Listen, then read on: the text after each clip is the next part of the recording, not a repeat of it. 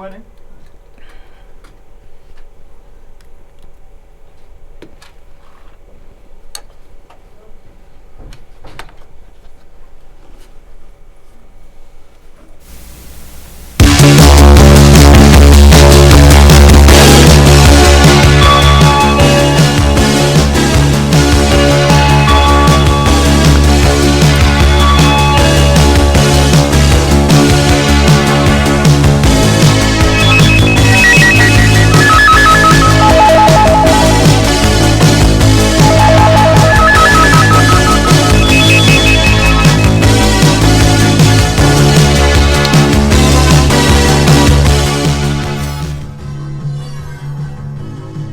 All right, quick monitor check. There we go. I'm Frankie San. And I'm Mark.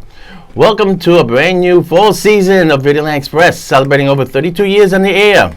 And just one quick announcement. We've been doing one show a month, mainly because there's a lot of remakes, reboots, sequels, and we're getting kind of tired of that. But we'll be coming back with 2 shows a month, probably in October or November. Okay, so this is the only show for September. Okay, people have been asking, can't find you on Instagram and Pinterest and other sites. Very simple. This show gets taped and I upload it to YouTube for our YouTube channel, Videoland Express. And within 24 hours, by Monday morning, it's uploaded. So with that being said, when I post it on YouTube, description with the topics that we talk about, the reviews of the movies and stuff like that, and right below that, I put the actual links to Instagram, to Pinterest, SoundCloud. As a matter of fact, the past 3 shows has those links already. So this coming Monday, because I know a lot of you out for the summer, you're not watching this, you're taping it, and then you come back to it later, and you DMR, whatever you call the gizmos they recorded, and some people just wait till the show's on YouTube. So, on description, the links will be right there. Okay, that takes care of that. So, what we're going to do tonight is a 2-parter. Very simple. A and B. First 15 minutes, we're going to review some of the best and worst of the movies. I got a couple here. I want to talk about different topics related to the subjects. And then it's kind of like a recap. And then we're going to go talking about some shows. For example, Mark is going to be talking about Boys. That's, I believe, is on Amazon. He didn't get a chance last time. We both saw Dark Crystal and Carnival with Alana Bloom. So we're going to be talking about that in the second half of the show. So as far as the best and worst, do you have any picture in particular that you really love that you say is the best of the year so far for 2017? It's 2019. I'm 2 years behind. Okay, 2019. Okay, let me see. This is going to be kind of tough. Okay, no hints. Jeebus. I'm trying to think. I would hate to say my most. I would say Once Upon a Time in Hollywood would be my it for best film of the year. Once Upon, and then second, I would have to say, I know a lot of people are going to say this is not true, Hellboy, but I enjoyed it. But I think a lot of people didn't like it because it was too gory. It was like a gore fest, but I enjoyed that where Hellboy's punching people in the eyes, like ogres in the eye, ripping out eyeballs, cutting legs off, cutting arms, people getting. It was a gore fest. Have you ever into that? I mean, I love a body count myself. I can honestly say a really underrated movie. I got to give it to Sammy. Shaft, underrated. It made no money at all. Complete good. Bomb. It was pretty good. Pretty good, you say? It's because I think a lot of people didn't expect it to be as good as it was. I think a lot of people expect it to be very, very like surface. Like the first Shaft, which with Samuel Jackson, they did real well in box office, but it was a very fluffy script. This one was deeper, was better, was funnier. Samuel Jackson was himself, and I think people didn't expect that was what the movie was going to be. So no one went out to see it. One that I was surprised. I saw it. I had to go on a business trip, and I saw it on the plane. Shazam. The plane. Yes. Shazam. Really underrated. I thought it was. I finally caught up. Was that last year? Shazam was this year. It opened up. Was it January, February? Okay. Something like that. Yeah, it was good. It was good. I would say it was not bad. Yeah, well, okay. It's better than I would say most superhero films of this year. Everything sucked, folks. Okay, that's why I've been doing one show a month. Did you see? What do you call it? Once Upon a Time in Hollywood. That one was good, but I prefer Pulp Fiction. This one I would say will be his second best. What I liked about Can't do a Pulp Fiction. Maybe Pulp Fiction was his opus maximus. That and Kill Bill, and then Once Upon a Time in America. It was better than it was better than the Western movie. That was a total bore. Okay. Yeah, they was sort of like more or less like a stage play. Right. He should have produced it on Broadway.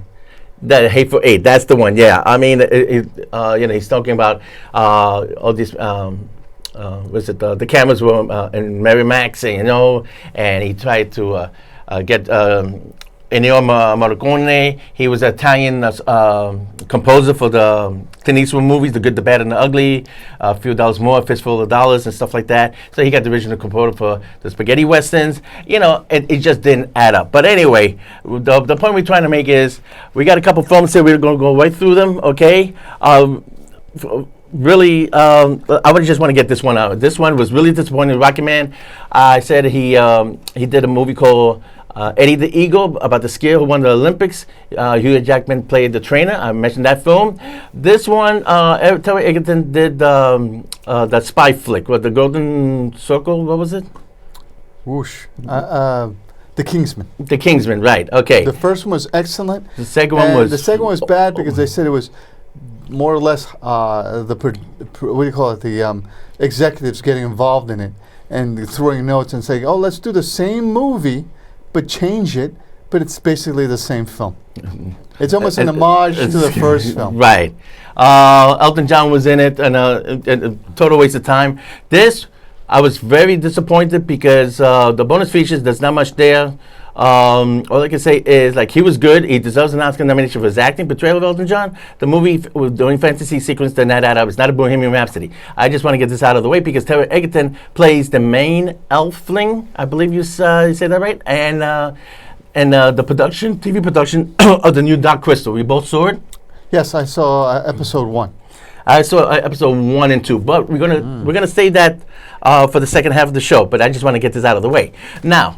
We come back to Dark Crystal, the new TV show, because there's a lot of people voices on that new show. But anyway, further along, the point we're trying to make is, okay, right back here, let me talk about Godzilla, okay.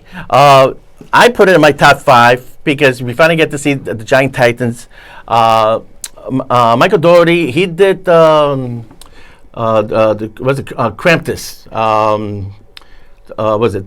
Mystifying Christmas beast, Christmas evil creature. If you're not a good boy, forget about Santa. The Krampus to come is is based on Norwegian, Switzerland mythology with this evil creature.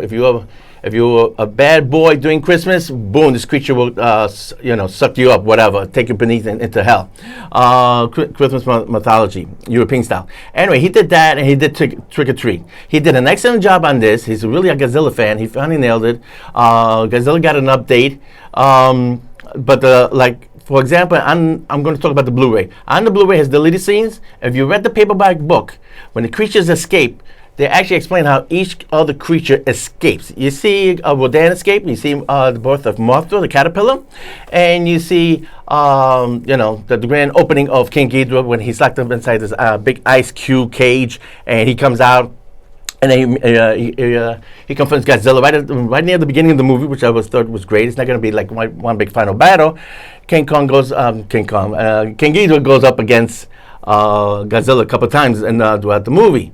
But in the book, it tells about the other creatures. There's a spider creature. There's like a mammoth creature. And the book explains how all the creatures escape. And it's extra scenes. None of that made it onto the Blu-ray. Okay. The commentary is pretty good. Got a little footnote on back here. There's a lot of Mothra was based on one of the creatures from Starship Trooper. They got an orca. It's a mechanical device that can talk to the creatures based on the woman scientist, who's a little bit cuckoo. Anyway, that was based on the ship of Jaws, Orca. Get it? Okay. And the Outpost 3132 from King Ghidorah is actually based on The Thing. Remember the Thing? Talk about Kurt Russell, a hitman of that Hateful Eight. Kurt Russell was in that in the Western. He was in the original The Thing by John Carpenter. Well, there's a homage to that. And I mean, there's a lot of Easter eggs buried in it. The protesters, they have posters, go home, destroy all monsters. One sign said destroy all monsters. That's based on one of the earlier Godzilla creatures. And also, there's an Easter egg. When you go into Godzilla's hidden cave underwater, there's a skeleton. He says, anybody can recognize what the skeleton. He doesn't say what the skeleton is, but I'm thinking it could be Gamera. Okay, I guess we got to go to YouTube to search for all that. A lot of trivia. I think he got this right. The problem with the movie is too many characters, way too bloated. Okay, if you get this, you will put your finger on the fast forward button. Quick wrap up. This is the original King Ghidorah, released by Classic Media.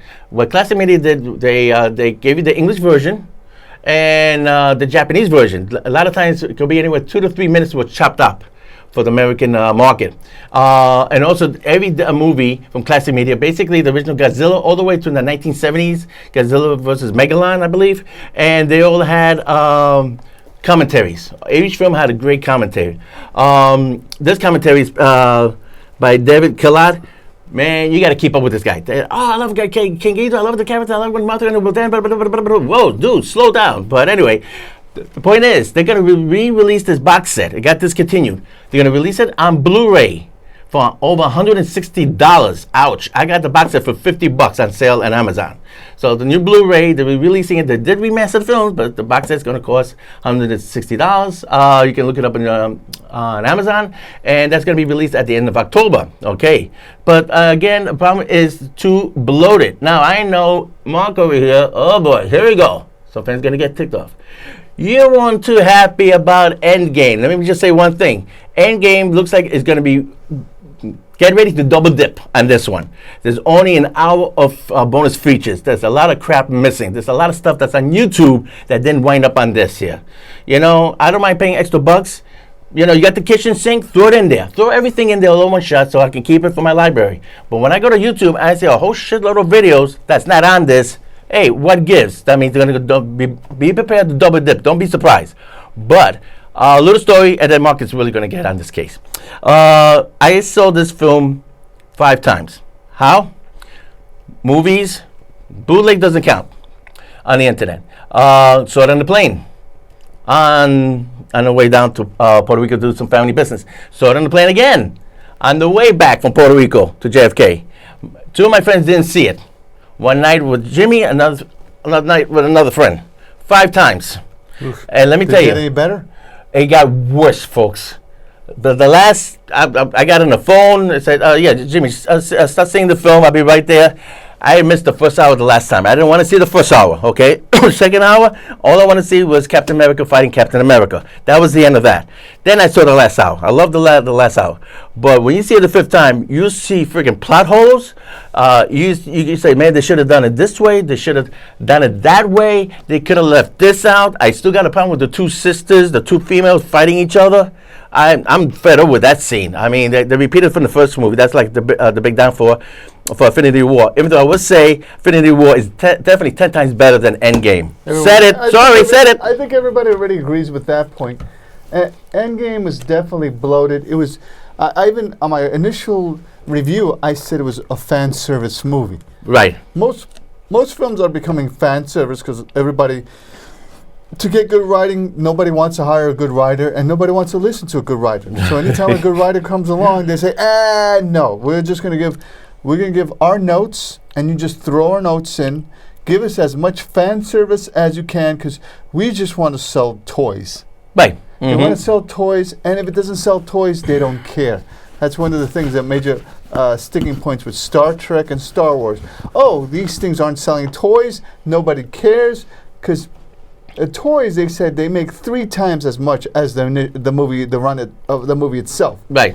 And then the problem with the toys is they overcharge you for characters that weren't even in any of the movies, and they want to charge you $25 for a toy that you don't even know, and then they want to sell it to you with 5 to 6 other figures where they bulk it together, where it comes out to $160 to put together one action figure that nobody knows. The funniest those combination packs, yeah. The funniest one is Far From Home, where they put a bunch of characters that majority of people don't know. Only those who read the comic books, and they're the only ones who really care. Multi-Man really wasn't in the movie. Right. You know, if you saw the movie, you find out that, oh, so they build up Multi-Man as one of the villains, and these Celestials as powerful demons, and they're not really in the film. You know, spoilers. If you've seen the film, you'll know what I'm talking about. If you haven't seen it now, don't blame me. But some people say, "Oh, I'm going to wait till it comes out on home box office or streaming." And yeah, don't blame us if you liked the film and we didn't. I did not like Spider-Man. That and Captain Marvel is my top 10 crap of the year. Spider-Man was horrible. He fights drones at the end. I didn't pay money to see that. I want to see him kicking other villains' ass, not drones. So Endgame was such a you're right. Endgame was a bloated film.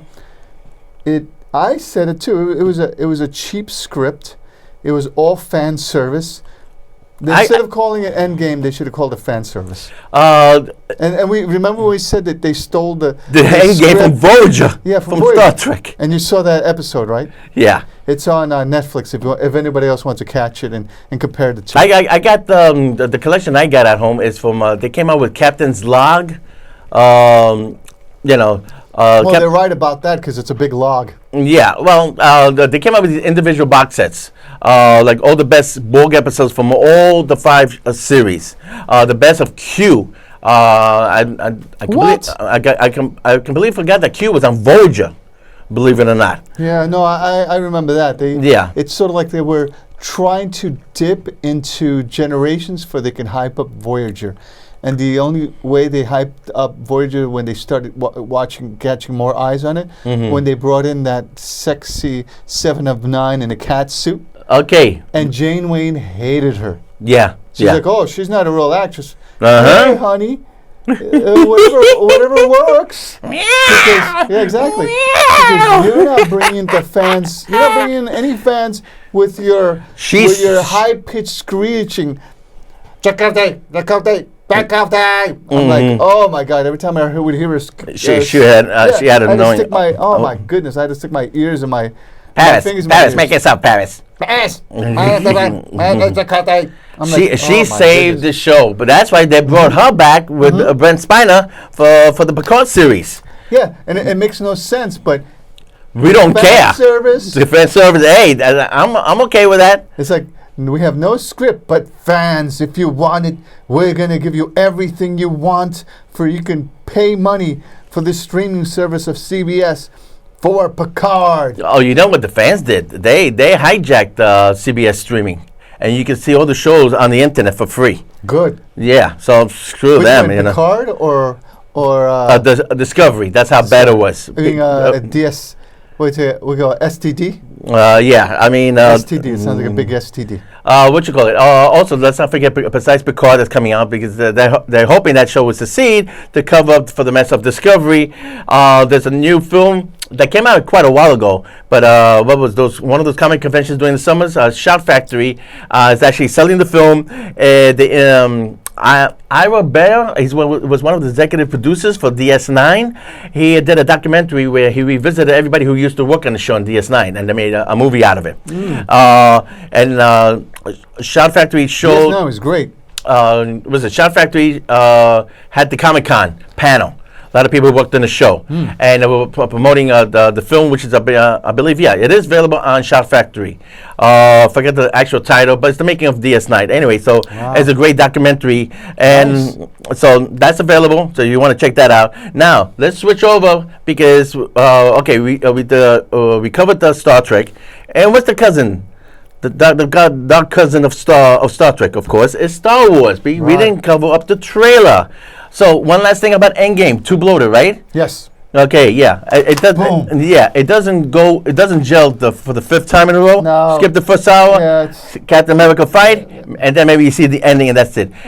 Infinity War is definitely the better movie. That's why. But the point was making all these films suck this year. And I think Phase 4, what they're doing, Phase 4, it's going to basically be all the streaming service. Phase 4, and remember, folks, I've said it once, I've said 100 times.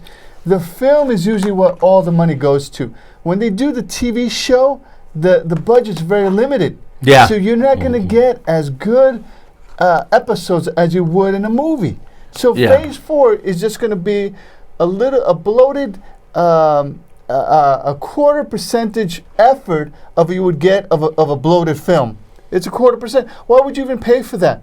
That's ridiculous. Mm-hmm. You know, they're not going to go over budget. Look at what they did with Agents of S.H.I.E.L.D. That show's awful. It's awful. Oh, God. They had I try to see one. I try to see one or two shows per season, and I tune out. Yeah, they got cheap with it because they couldn't spend money on superheroes in the show.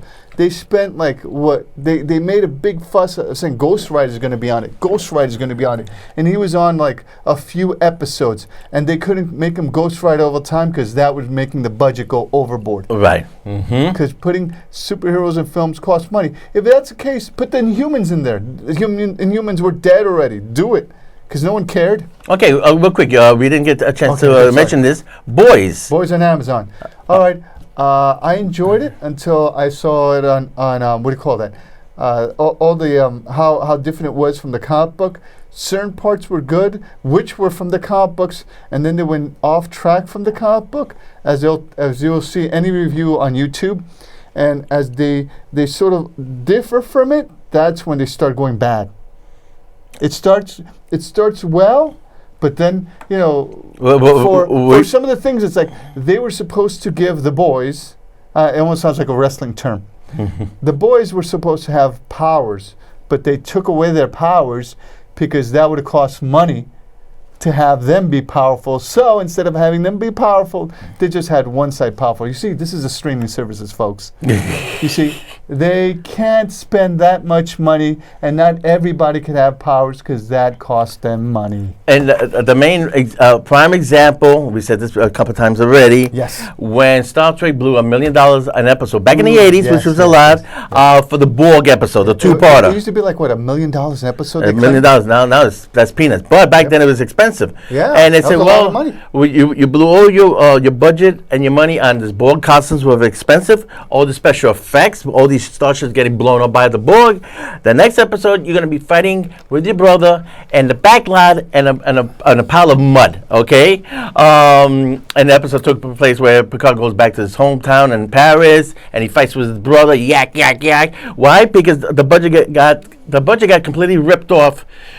For the two-part Borg episode, and there was no budget for the next 2 or 3 episodes. Wow, yes. So the two brothers were just fighting in the mud, and the wife there, boys, don't fight, boys, stop it. I mean, there was no budget. And Picard was saying, engaged in this fight, engage. Exactly. So that's a good example right there, and that's happening with a lot of shows for streaming. Yeah. You're going to see now, the good thing about streaming is that Amazon, Netflix, Hulu, everybody's jumping into the bandwagon. When you work like background actors like we do, and I've been doing this for a couple of years, there's more employment. The only problem with that is they always want newer people, you know? So I'm asking a question. I like to be a background actor. Now is the time to join, okay? I joined.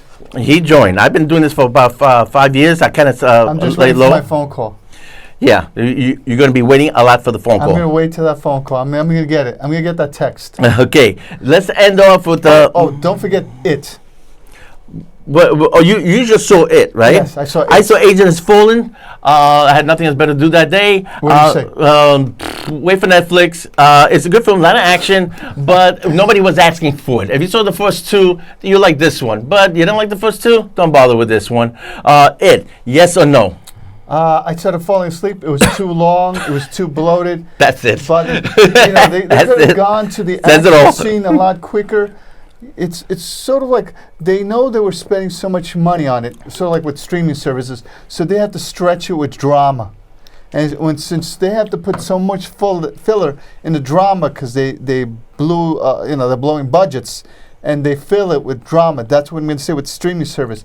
Don't spend your money on streaming services because they're going to make it a drama. It's going to be like a lot of people hated these Netflix shows, these one-offs, like Agents of S.H.I.E.L.D., what do you call it? Johnny Cage, The Defenders, Jessica Jones. I was on that. All drama. Well, they had to fill it with drama because remember, it cost them money, so they can't get the money from the how you say it from the movie. It's like the Punisher. Now they're making money from the Punisher and Netflix from the action figures, because those action figures of what's his name? How you pronounce his name? The main actor, Oriental or something. Well, he was a main actor of Punisher, so they're pushing out these action figures of him, and they're selling like hotcakes. Now they're selling like hotcakes. Okay, another show, Carnival Roll with Orlando Bloom. You basically see Tinkerbell getting her freak on. It's a boring show. I tried to go up to episode 7. I ended at episode number 6. We both agree Dark Crystal is the way to go. Now they are spending money. That has a budget. He's going to have to sell action figures to make up. And last but not least, let's end it. What we coming? There's nothing to look forward to this friggin' season, unfortunately. I'm looking forward to Joker. I know it's gotten a lot of mixed reviews. I know people who worked on the film. They saw the script. It's going to be horrible. Star Wars, Hey, they Cats. said the same thing about Venom. Yeah, no, but that's because they got fixed in editing. Star Wars, Cats, and Jumanji. People are going to hate Star Wars so much, and then the Cats, there's only one good hit song. Everybody's going to go see Jumanji. As far as the trailer goes, Jumanji. The trailer you said is like a fan service, right? Yes, 100% fan service. They had to bring back the Emperor. For some reason, they brought back the Emperor. They said they're going to bring back everybody. They're even saying that they might bring back Darth Vader. They need it. I mean, yeah, but that's why Rogue One was successful, because Darth Vader was, even though he makes an end cameo, people are crying and saying, we want to see more Darth Vader. Yeah. That's Generation X. The Gen Xers want to see, that's their Star Wars. But for me, it's like, let's get this trilogy over with, okay? I mean, she's fighting him again at the end, and it's a floating barge or something like that. She's becoming evil. Whatever. Is it a dream? Who cares? Is it a dream? Is it a dream? I mean, just get the trilogy over with, okay? But the new trailer for Mandalorian, yeah. That looks promising. Jon Favreau's behind it. Yeah, so I think that has more promise than a Star Wars movie. Remember, it looks promising, but remember, it's a streaming service. So whatever you see is probably the best parts of it. Well, you can't, because they can't go over budget. Now we have like less than 30 minutes. How do we wrap this up? We'll be back in October, okay? This show's going to repeat in the next 2 weeks. Yes, watch it on YouTube. Subscribe, please subscribe. You want to see more of us fabulous guys. Well, at least a like, Yeah, We'll be back in October. I think we'll have 2 shows. It depends, because in October, Joker, baby. Addams Family, Maleficent 2, Zombieland 2. I don't want to see any of these films. Maybe Jay and Silent Bob reboot. All right, adios, folks. See you in October, folks. Thanks for watching. Bye. If we want to go a minute over, we can for the YouTube fans. Come on, YouTube fans. Like, subscribe. I wonder, is anyone else going to come into the studio? Do we have to leave now? I think we have to leave, yeah. Okay, then we're leaving. So, bye-bye. Thanks for tuning in, folks. Appreciate it. If only there were better movies to review. It's like a wasteland out there, man. I think they're pretty spectacular. I don't want to see any of these films, man.